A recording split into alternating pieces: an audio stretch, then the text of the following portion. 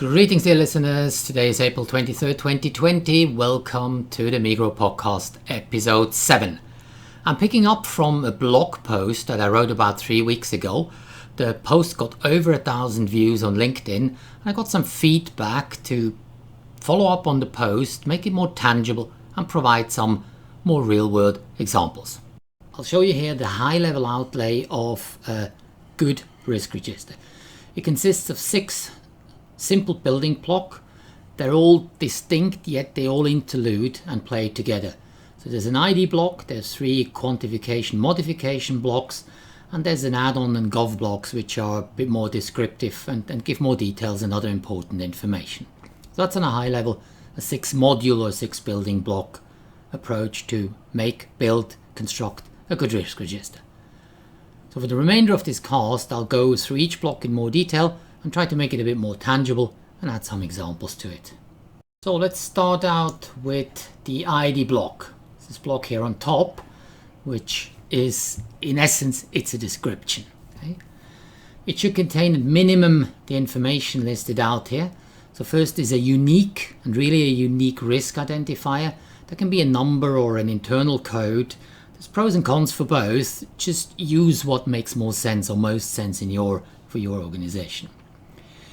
We would then classify or categorize each risk into standardized predefined groups. So you see level 1, level 2 and even level 3 are pre-populated lists.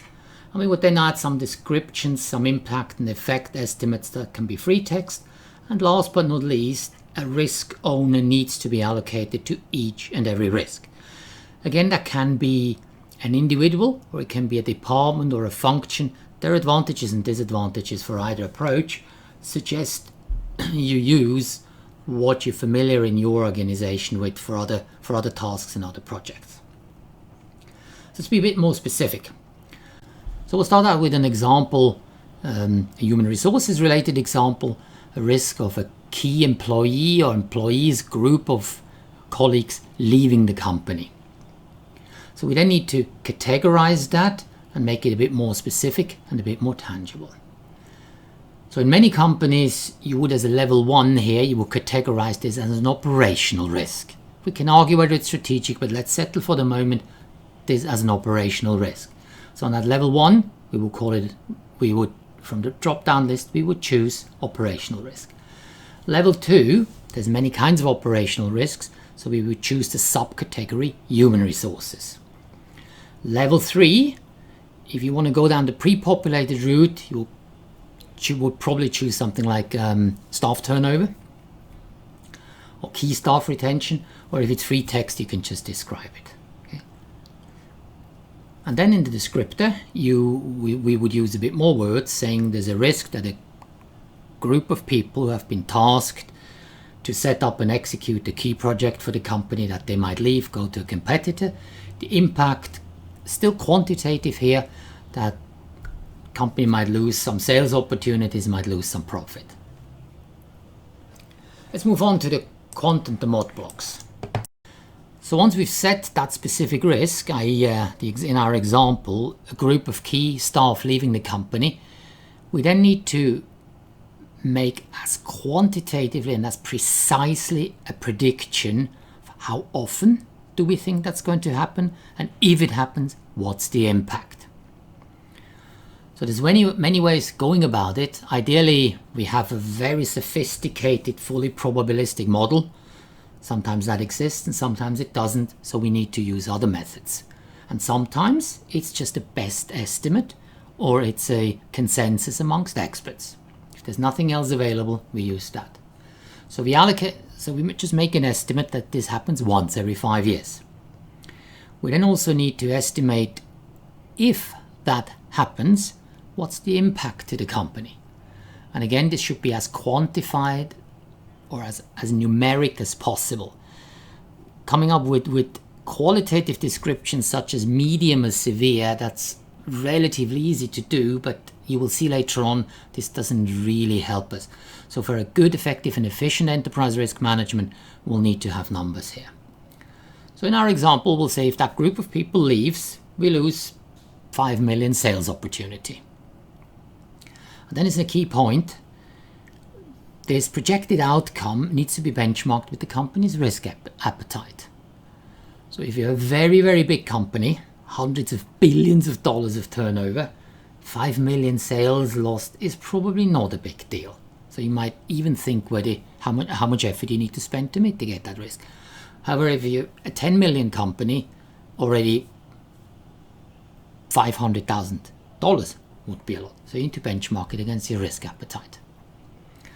Then we'll move on to the middle block, which is the modification or the treatment block. There's many terms to describe that. Some people call it modification, mitigation, treatment. Doesn't matter as long as we're clear. What the grey block does is it takes the pure, untreated risk, applies some mitigation or cure to it to bring the risk within a risk appetite.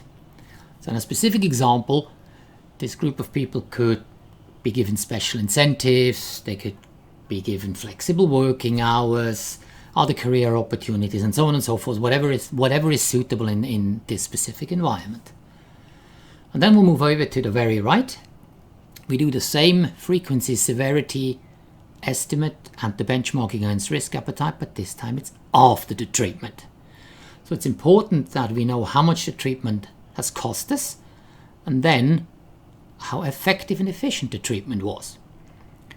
So for example, if we spend $1.25 to cure, in inverted commas, a non-recurring $1, then the treatment is inefficient.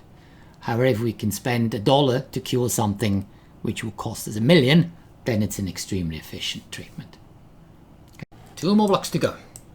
So once the identification, the quantification and the modification is done, there are a few more key pieces of information on a per risk level that need to be added, and that goes into the add-on block. I'll give you a few examples.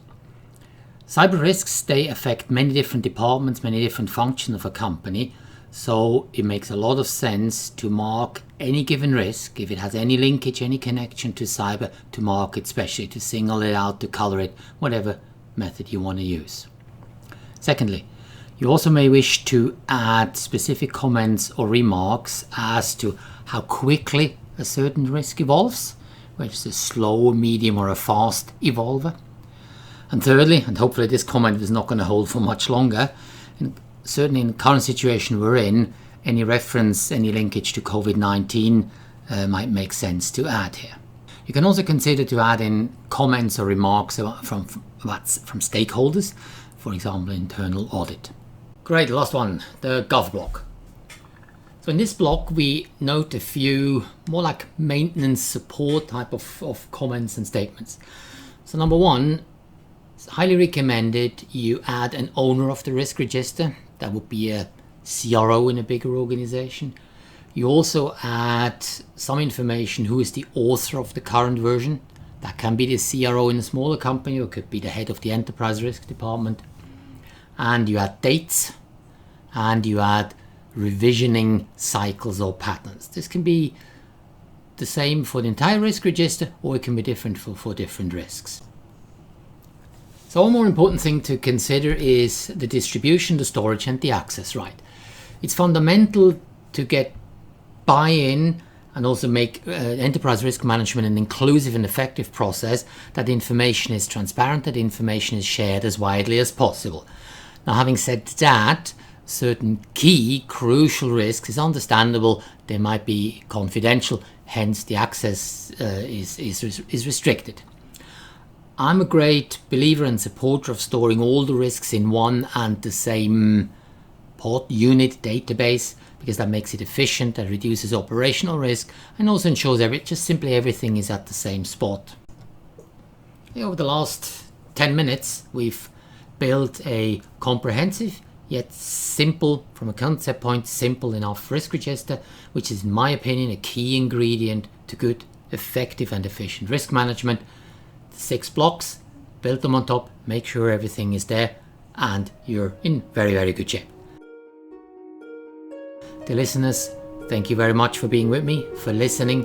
Stay safe, enjoy whatever you're doing, and hopefully I'm going to see you at the next episode, which will follow soon. Goodbye for now.